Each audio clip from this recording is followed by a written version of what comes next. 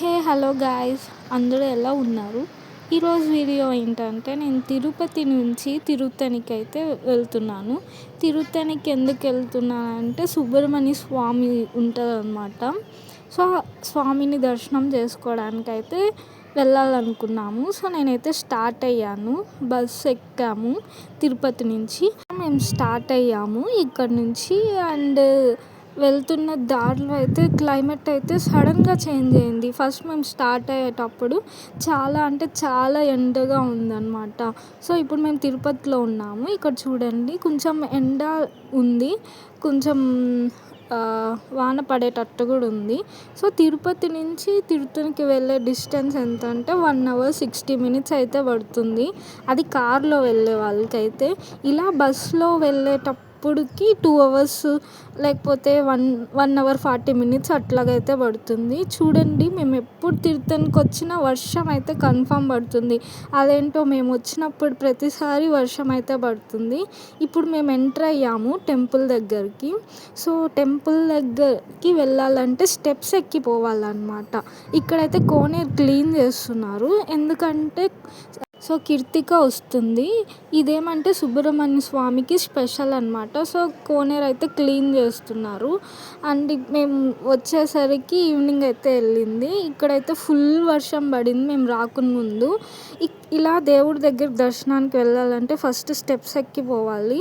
And కొంతమంది old people, steps ఎక్కలేని వాళ్ళంతా మోస్ట్లీ బస్ ఫెసిలిటీ కూడా ఉంది. మోస్ట్లీ 15 rupees 20 rupees పర్ హెడ్కి, నాకు అంతగా తెలీదు.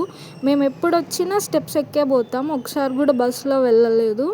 ఎందుకంటే కొంచెం స్టెప్సే, కానీ స్టెప్స్ ఎక్కి వెళ్తేనే మాకు వెళ్ళినట్టు ఉంటుంది అన్నమాట.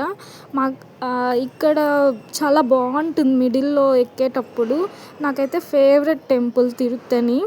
మేము చిన్నప్పటి నుంచి ఎప్పుడు చూసినా వస్తూనే ఉంటాము. చూడండి క్లైమేట్ ఎలా చేంజ్ అయిందో సడన్గా. ఫైనల్గా స్టెప్స్ అయితే ఎక్కేసి టెంపుల్ దగ్గరకు అయితే వచ్చేసామన్నమాట. సో ఇక్కడ ఫుల్ వర్షం పడి క్లైమేట్ అయితే చాలా చేంజ్ అయింది. అండ్ చాలా బాగుంది కూడా, కూల్గా. అండ్ ఇలా ట్రీస్ ఇవన్నీ ఉన్నాయి కదా, సో అంత మంచిగా అనిపించింది అనమాట వర్షం పడి. సో ఎంటర్ అవ్వగానే ఇక్కడైతే మ్యాంగోస్ అయితే పెట్టుకొని ఉన్నారు. అండ్ చాలా బాగున్నాయి మ్యాంగోస్, కానీ నేను తీసుకోలేదు. దర్శనం చేసుకోవడానికి అయితే టెంపుల్ లోపలికి అయితే ఎంటర్ అయ్యాము. చూడండి, చాలా తక్కువ జనాలు ఉన్నారు, అంతగా ఎవ్వరు లేరు. దర్శనం అయితే చాలా బాగా జరిగింది, కానీ కొంచెం లేట్ అయింది. మేము వెళ్ళగానే అభిషేకం జరుగుతుంది. సో జస్ట్ ఒక 1.5 hour వెయిట్ చేసాము. జనాలు ఎవరు లేకపోయినా అయినా కూడా వెయిట్ చేసాము అన్నమాట. సో మేము దర్శనం అయిపోగానే దేవుడికి అయితే ప్రదక్షిణాలు అయితే చేసాము.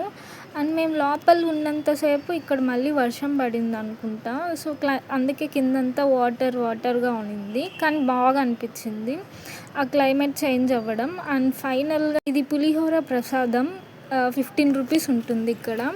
అండ్ ఇదైతే చాలా టేస్ట్ అయితే సూపర్ ఉంటుంది. మేము చిన్నప్పటి నుంచి ఎప్పుడు వచ్చినా ఈ పులిహోర ప్యాకెట్ అయితే తీసుకుంటాము. చిన్నప్పుడు 10 rupees ఉండేది, ఇప్పుడు 15 rupees అయింది.